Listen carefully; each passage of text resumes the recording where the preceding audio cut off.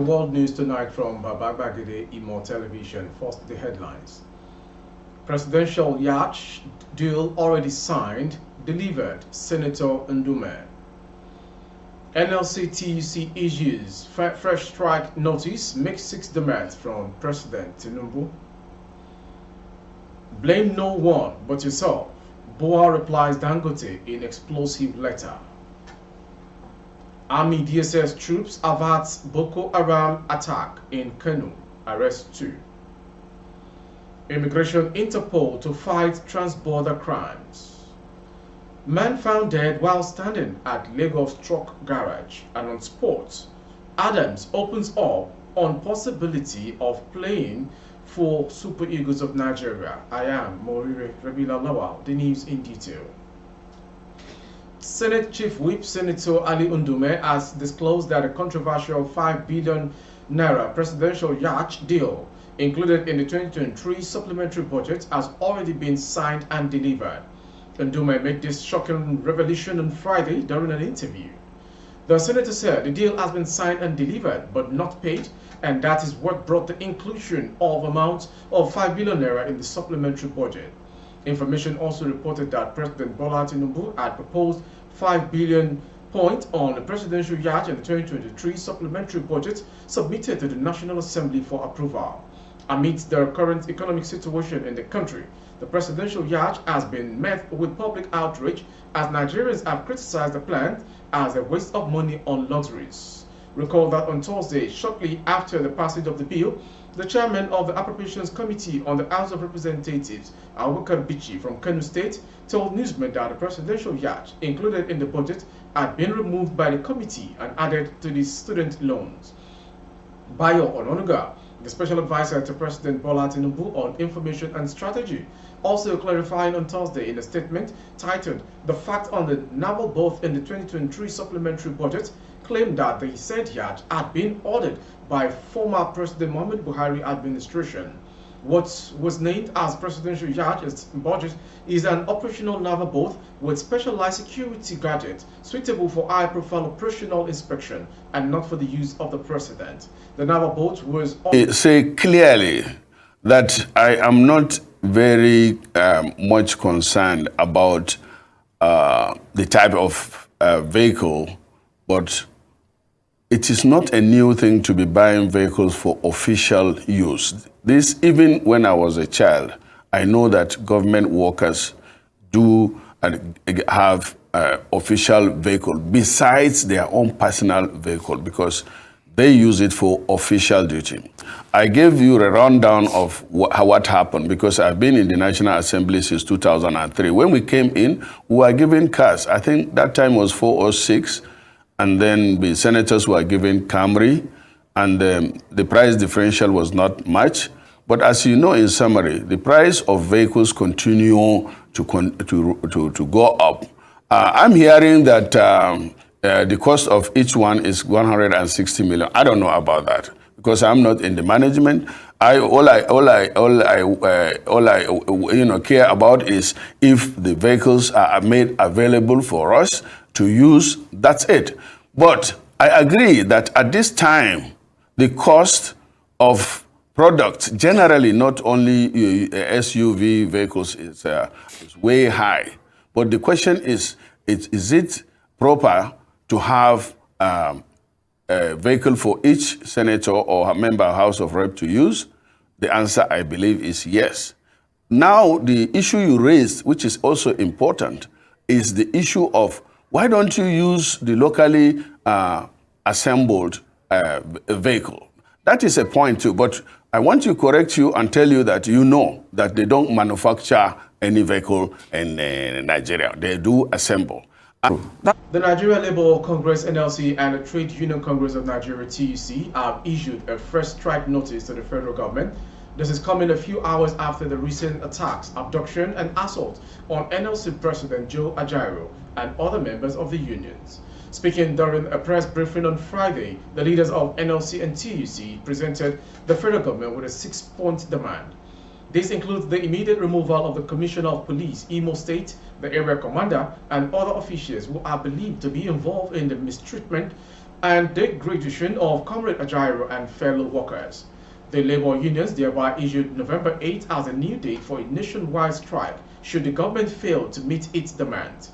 Report that some persons suspected to be agents of the state and security operatives had earlier descended on Ajaero alongside other labor leaders, smashing their vehicles, inflicting injuries on them, and dispossessing assets, money, and ATM cards, among other valuables from the labor leaders and others who had guided the NLC State Secretariat to begin a scheduled protest over pending labor issues. The NLC president and other national leaders of the NLC and their Trade Union Congress of Nigeria TUC counterpart were at the State Secretariat in Owerri to protest, among other grievances, the backlog of unpaid salaries and allowances, pensions, gratuities, and non-compliance with the National Minimum Wage Act. There has been outrage and condemnation of the attack, brutalization, and battering of Ajaero.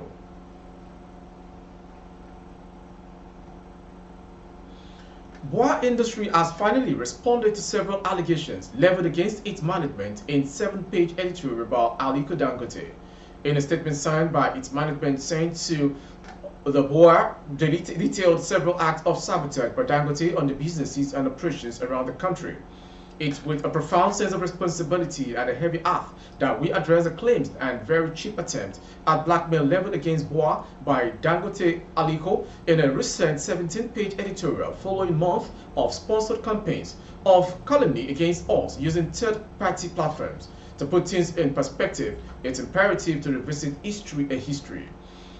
In August 1991, a young BUA was doing its commodities trading business just as Nigeria faced a scarcity of sugar. As sugar was scarce, BUA was lucky to be one of the few with any stock for sale and was still prepared to supply the nation's need as best as our stock could.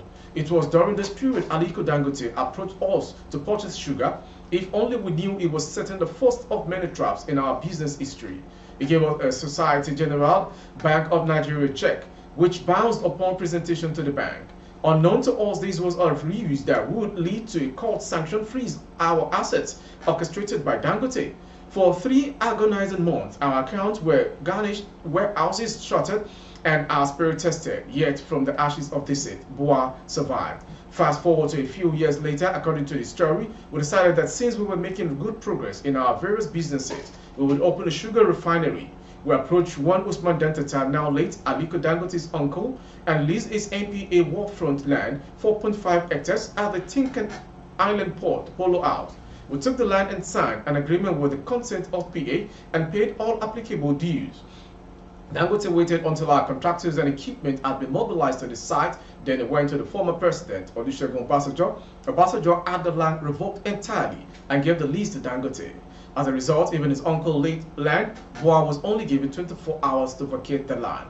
Our survival as a business, especially our Lagos Sugar Refinery, is a legacy handed to us by a loving father who, seeing his son's distress, did what only the noblest and kindest heart could do.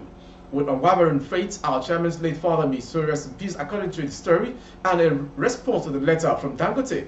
This comes from BUA Cement and Businesses. The Nigerian Army today said the joint troops of the Nigerian Army and the Department of State Services have successfully averted an imminent attack on Kano by insurgents. Brigadier General Onyema Nwachukwu, Director of Army Public Relations, in a statement said joint troops carried out a raid on terrorist hideout in the early hours of Friday, 3rd November 2023, aimed at uncovering and apprehending suspected Boko Haram terrorists believed to be planning a major operation in Kano State.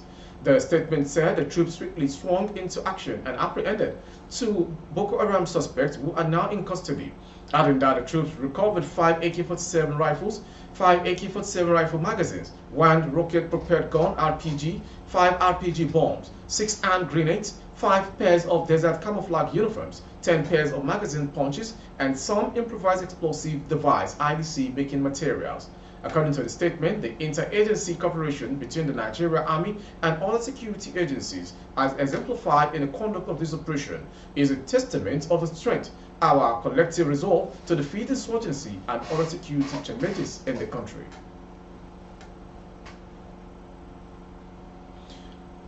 In its bid to combat trans-border-related crimes, Nigeria Immigration Service (NIS) has boosted its ties with international police Interpol At the service headquarters in Abuja, AGCGIS Caroline Adepoju and Interpol President Major General Ahmed Al-Raisi discussed collaboration during the visit of the latter.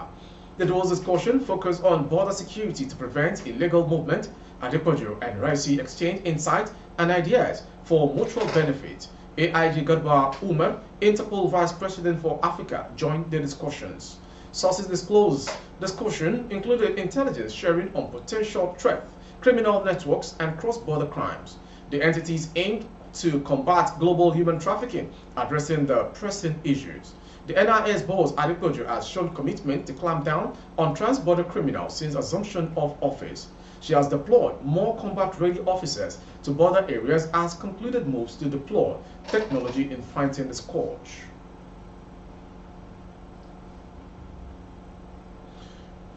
The unidentified man's body was discovered in early hours of Tuesday, October 34th, at a truck garage in Bega. According to an eyewitness named Ohab, he observed a still unidentified man standing and landing against the garage wall on Tuesday morning as some truck drivers arrived to collect their vehicles. There were no visible injuries or indications of physical violence on the deceased, who was clad in black shorts. The eyewitness, when we got to the truck garage on Tuesday morning around 8 a.m., we saw a young man. He was just wearing some dirty black shirt, standing and resting his head on the wall of the school where people park their trucks, thinking that he was still sleeping. He looked round, rough and unkempt. Someone went to tap him so that he could wake up and leave the place, but when he was touched, the man didn't move. Tapped him again, but he didn't move still.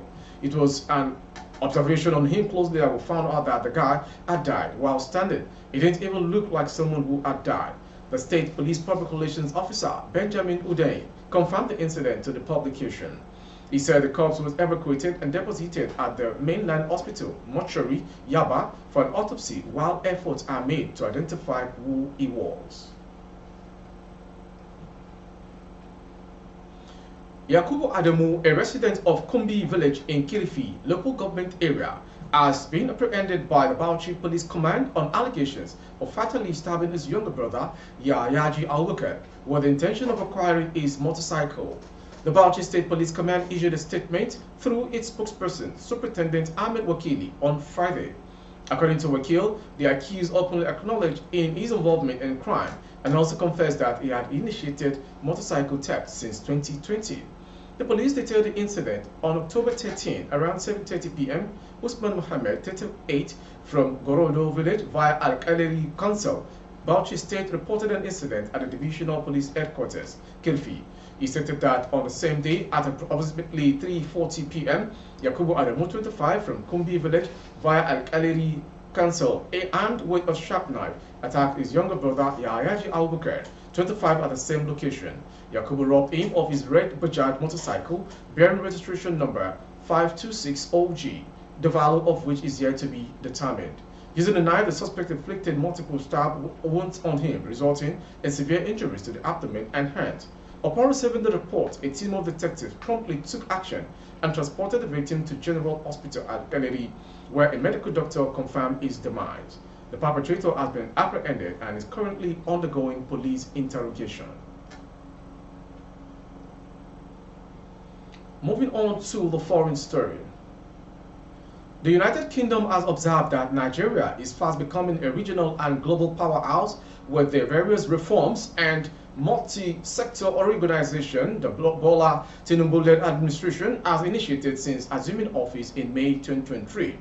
British High Commissioner in Nigeria, Dr. Richard Montgomery, made the observation in a goodwill message he gave at the 2023 Cabinet Retreat held for ministers, presidential aides, permanent secretaries, and top government functionaries on Wednesday in Abuja. The envoy, who assured the nation of the UK's continued support in the spirit of mutual respect and partnership, also observed that Nigeria at the moment is faced with daunting economic, security, and social challenges, but applauded President Tinubu's reform initiative aimed at addressing the challenges. Lastly, on sports. Montpellier striker Ako Adams has bared his mind on the possibility of featuring at next year's Africa Cup of Nations in Cote d'Ivoire. Adams has been impressive since joining Montpellier from Norwegian club Lillestrøm in the summer. The former Flying Eagle striker has scored 7 goals in 9 league appearances. His performance has seen him with the Montpellier Player of the Month of October. He made the League One Team of the Month also for last month. The 23-year-old's recent display has led to report of a possible call-up for the 2023 AFCON. Speaking ahead of Montpellier's trip to Paris Saint-Germain, Adam said it is the dream of every player to represent his national team. I think the national team is the dream of every boy who grew up in his country, and for me, it's also the same, he said in a video published. The AFCON in 2 months away, but right now the games in Montpellier are my biggest focus. That would come when it comes, and then we'll see about it. With the sports story, we've come to the end of today's world news from Baba Gbagede Imo Television. Before we go, some headlines. Supplementary budget, presidential yacht deal already signed, delivered, Senator Ndume. NLC TUC issues fresh strike notice, makes 6 demand from President Tinubu. Blame no one but yourself, Boa replies Dangote in explosive letter. Army, DSS troops avert Boko Haram planned attack in Kano. Immigration Interpol to fight trans-border crimes. And on sports, Adams open on possibility of playing at 2023 AFCON in Cote d'Ivoire next year.